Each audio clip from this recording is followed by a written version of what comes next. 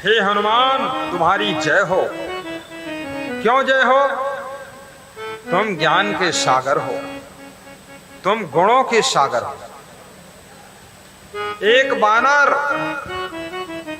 कैसा है बानर सोचो, ज्ञान का सागर, गुणों का सागर। इसलिए भगवान श्री राम हनुमान जी को गले लगाते, अवगुणी को गले भगवान नहीं लगाते, गुणों के सागर। और कबीर साहब कहते हैं, हे मानव, तेरे ना हाथ बड़े हैं, ना पांव बड़े हैं, ना खोपड़ी बड़ी है, ना तेरी टांगें बड़ी है, ना नाक बड़ी है, सब छोटा छोटा है।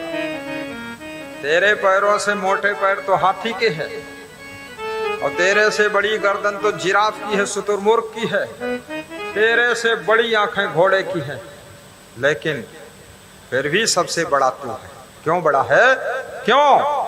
क्योंकि मानुष तेरा गुण बड़ा।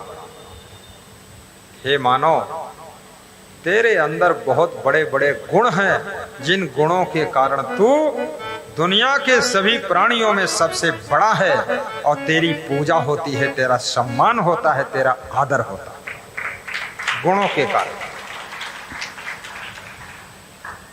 इसलिए बहुओं को भी गुणवान बनना चाहिए, महिलाओं को बहुत गुणवान होना चाहिए। गुणवती, रूपवती तो बहुत महिलाएं हैं, जो रूपवती नहीं है तो ब्यूटी पार्लर में जा करके डुप्लीकेट रूपवती बन लेती है। रूपवती, रूपवान बहुत पुरुष मिलेंगे, लेकिन गुणवान बहुत कम मिलेंगे। धनवती भी बनो, रूपवती भी बनो, और गुणवती बनो, और प्रेमवती बनो, परिवार में प्रेम भी रखो। मैं मध्य प्रदेश में मंदसौर जिले में दोपहर में गाड़ी से आ रहा था, तो एक मोटरसाइकिल खड़ी थी सड़क किनारे, उस पर एक आदमी बैठा था, और पीछे से एक स्त्री उसको मुक्कों से मार रही थी, और बाल बहुत सुंदर लटक रहे थे उसके। तो मेरे साथ में एक पुलिस गाड़ी थी, तो हम रोक नहीं पाए, वो गाड़ी निकल गई। नहीं, हम रोकते, पूछते भाई क्यों मार रही, किसको मार रही। तो बात को पता चला वो उसी का पति था, पति को मार रही थी, और पति हाईवे के किनारे अपने को मरवा रहा था कि कूट लो जब तक कूटक है। अब ये ऐसी गुणवती है,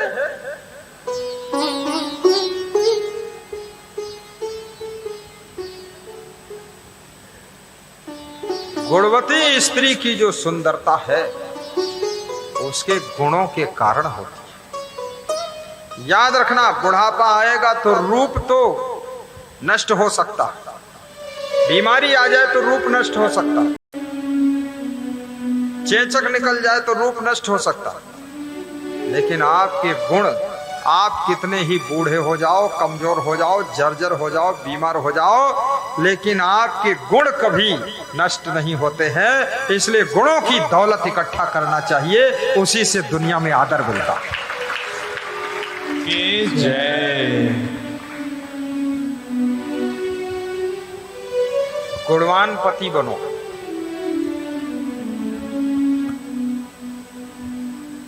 राजस्थान में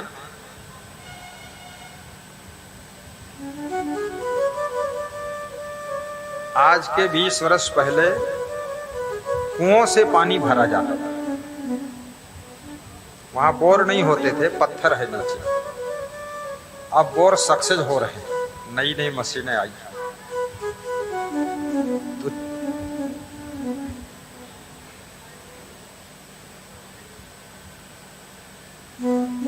4 स्त्रियां पानी भर रही थी कुएं पर, आपस में बात कर रही थी।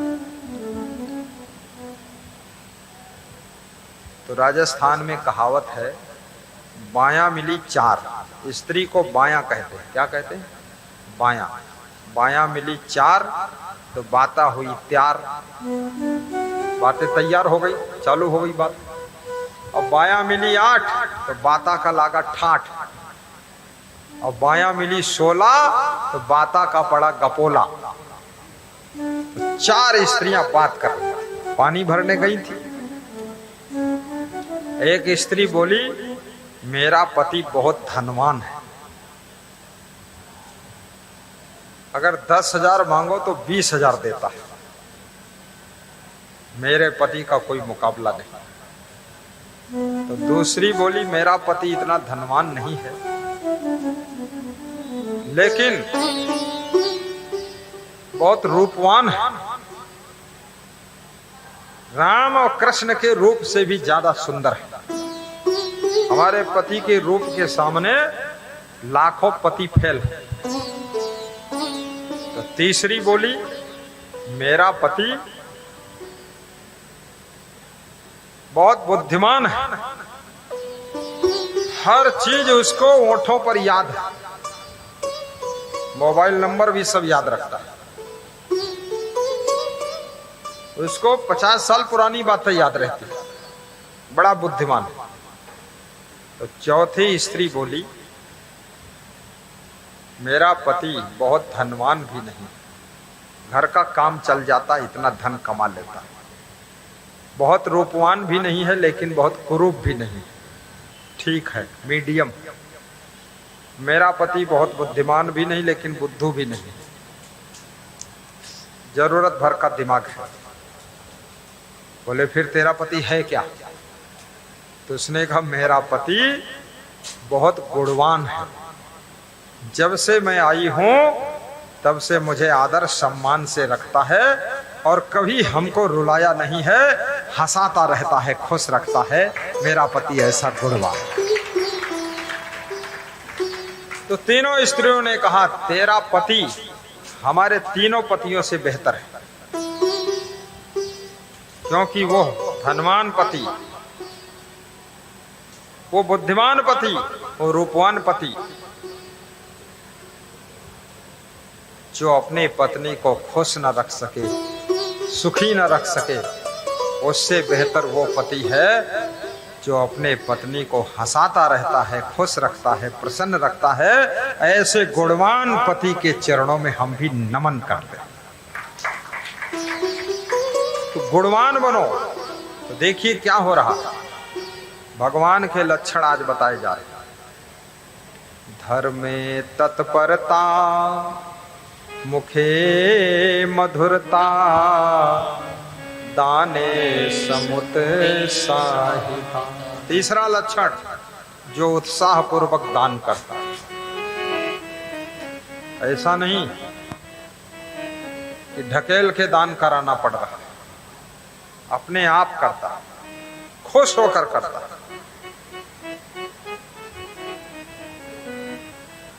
मित्रे अवंचकता, चौथा लक्षण भगवान का है, जो मित्र से कभी कपट ना करे। कलयुग में शत्रु का मारा बच गया है लेकिन मित्र का मारा नहीं बचा। कपटी दोस्त बहुत है कलयुग में। चाणक्य कहते हैं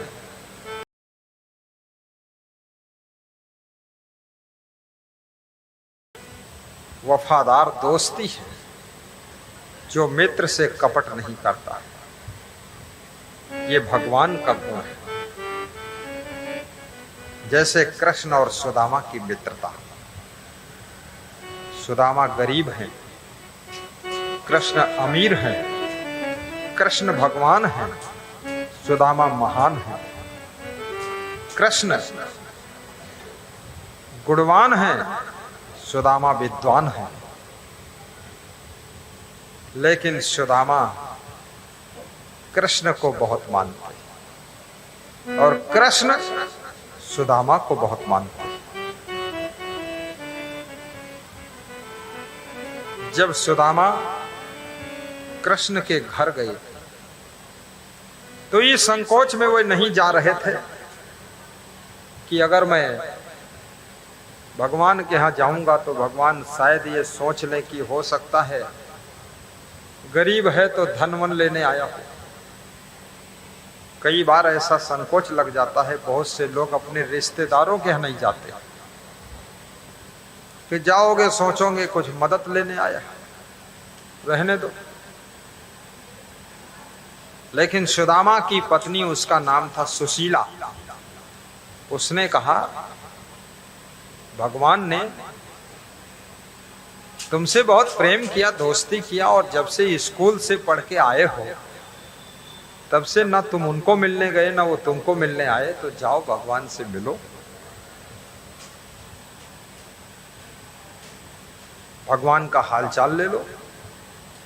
क्योंकि आपको धर्म प्रचार सौंपा था, तो अपना धर्म प्रचार कितना किया वो भगवान को बताओ। और कृष्ण भगवान को सौंपा था आतंकवादियों का विनाश करना, तो पता लगा लो कितना विनाश कर चुके राक्षसों का। जाइए एक दूसरे के कार्य का ब्यौरा लीजिए। सुदामा घर से चलते हैं, पोटली में चावल ले लेते, और सुदामा को शर्म लगती, चावल क्या दूं। जैसे यहां पोटली में केला लाए हैं भक्त लोग,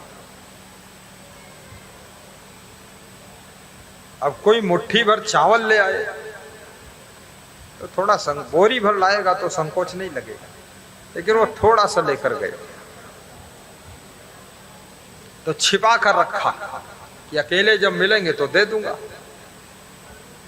लेकिन कृष्ण भगवान समझ गए ये संकोच कर रहे हैं, तो उन्होंने कहा ये पोटली में क्या है, लाइए आप, और ले लिया और चावल ही चबा लिया, चावल चबा लिया, और सुदामा को गले लिपट गए कृष्ण। फिर सुदामा के पैर धोया। जब पैर धोने लगे तो कृष्ण भगवान रोने लगे, क्योंकि पैरों में बेवाई बहुत फटी थी, चप्पल जूता पहनते नहीं थे, पैसे नहीं थे, तो फटी हुई बेवाई देख करके भगवान रोने लगे कि मेरे मित्र की ये दशा। ऐसे बेहाल बेवाइनी सो पगे, कंटक जाल लगे पुनि जोए। जोए माने देखा, एक दो कांटा नहीं, कांटों के जाल 10-20 कांटा चुभे हुए,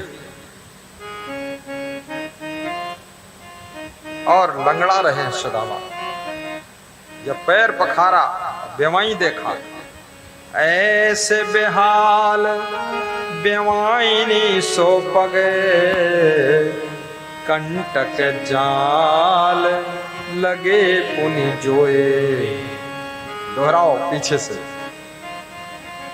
देखी सुदामा की दीन दशा, करुणा करके करुणा निधि रोए। सुदामा की दीन दशा को देख करके करुणा निधि रोने लगे, करुणा आ गई, दुखी हो गए कि मैं तो भगवान हूं और सोने की द्वारिका मेरे पास है, लेकिन मेरे मित्र की ये दुर्दशा हो गई। दुखी हो गए। जो मित्र को दुखी देख करके दुखी न हो, वो मित्र कैसा है।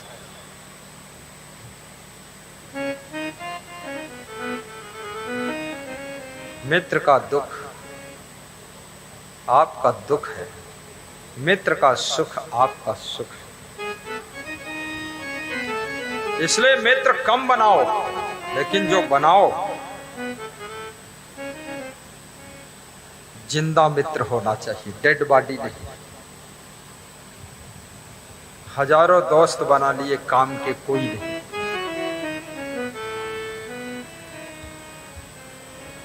सहेली भी बहुत ज्यादा सहेली की जरूरत नहीं है, एक दो सहेली हो, लेकिन ऐसी सहेली हो जो जिंदगी भर आपका ध्यान रखे।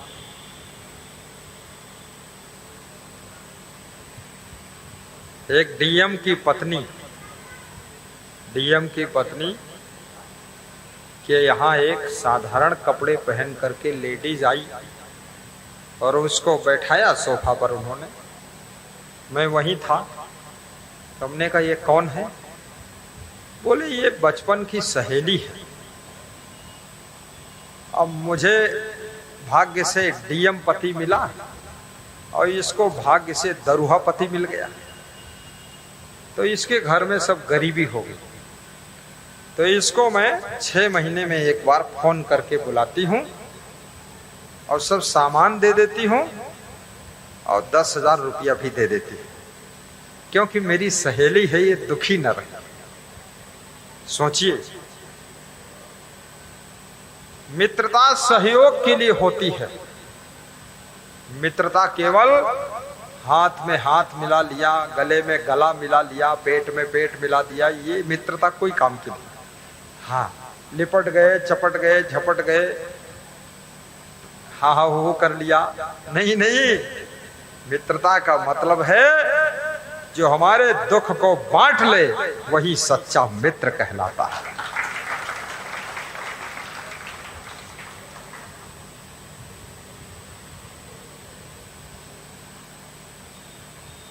ऐसे बेहाल बेमाइनी सो पगे, कंटक जाल लगे पुनि जोए। देखी सुदामा की दीन दशा, करुणा करके करुणा निधि रोए। हमारे साथ में एक सज्जन पढ़ते थे। खैर हमने तो किसी से मित्रता किया नहीं, पर वो प्रेम मानते थे और सीधे सज्जन थे। मैं साधु बना तो उनके गांव के पड़ोसी आश्रम था, तो उनको पता चला कि वो साधु बन गए, तो मिलने आए हमको। वो साइकिल से आते क्योंकि उनकी हालत खराब ज्यादा। तो उन्होंने कहा साथ में पढ़ते थे हम, आप आखिरी में दशा वे हुई तुम भगवान कृष्ण हुई, तो हम तो सुदामा बन गए, ऐसा बोले। तो उनको 2 बोरियों में मैंने सामान दिलवाया उनके जरूरत का। हमारे कमरे की सफाई 2 बार होती है, तो सब सामान साफ करता हूं और उनको मदद किया सब कुछ। तो बोले वाह, बहुत दया आ गई आपको। तो हमने कहा और आपको करूंगा मैं, क्योंकि मुझे नहीं पता था आपका गांव यहाँ है। मेरे आश्रम से 3 किलोमीटर दूर रहते हो। बोले और कोई मदद करो ना करो, लेकिन हम आवे तो पहचान ले आप, बस यही बहुत बड़ा। बोले अब पहचानना भी कठिन है। तो मैं उनको नाम लेकर बुलाता हूँ, बिठाता हूँ, खुश हो जाता हूँ। याद रखना, आप कितने धनवान बन जाओ, ऊंचे से ऊंचे पद पर पहुंच जाओ, महान बन जाओ, लेकिन अपने गरीब मित्र को भी यदि आप नहीं भूलते हैं, तो ये भगवान कृष्ण का गुण आपके अंदर पैदा हो चुका है। ऐसे बेहाल बेवाइनी सो पगे, कंटक जाल लगे पुनि जोए। देखी सुदामा की दीन दशा, करुणा करके करुणा निधि रोए। पानी परात तो हाथ छुयो नहीं, नैनन के जल सो पग धोए। और इतना रोने लगे कृष्ण की पानी भी नहीं छुआ, परात भी नहीं छुआ, आंखों से आंसू बह रहे हैं और आंसुओं की धारा से सुदामा के चरण पखार रहे हैं। सुदामा ब्राह्मण, ऐसे वैसे ब्राह्मण नहीं है कि मांस खाए, मछली खाए, दारू पिए, मुर्गा खाए, गुटखा खाए, पुड़िया खाए, तंबाकू खाए और चिड़िया के पक्खन भी खा जाए। इस मॉडल के नहीं। लोग कहते हैं कलयुग में ब्राह्मणों का सम्मान खत्म हो गया, कुछ भी खत्म नहीं हुआ है। मेरे से बहुत लोग कहते हैं अरे कलयुग है, घोर कलयुग है, साधुओं का भी सम्मान खत्म हो गया। तो मैंने कहा ना साधुओं का सम्मान खत्म हुआ है, ना तो ब्राह्मणों का सम्मान खत्म हुआ है, ना माँ बाप का खत्म हुआ, ना सास ससुर का खत्म हुआ। खत्म किसी का नहीं हुआ है। जिसने अपना ब्राह्मणत्व खत्म कर दिया उस ब्राह्मण का सम्मान खत्म, और जिस साधु ने साधुता खत्म कर दिया उस साधु का सम्मान खत्म, और जिस सासू ने सासू की महिमा का त्याग कर दिया उस सासू का सम्मान खत्म।